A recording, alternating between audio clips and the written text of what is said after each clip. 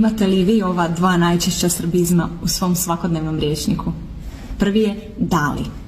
Hrvatska zamjena za dali je Nije sve parti, on se uvek meni vrati, ma ne pravi se ženo da je tvoj ako nije. Nije sve parti, on se uvek meni vrati, tebe zove kad je pijan.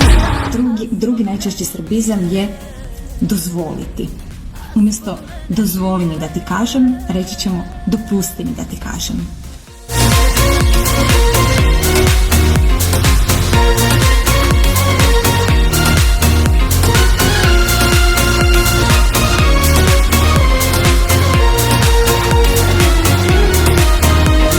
Možda si mu važna bila, možda 1. aprila, već 2. nebitna uloga.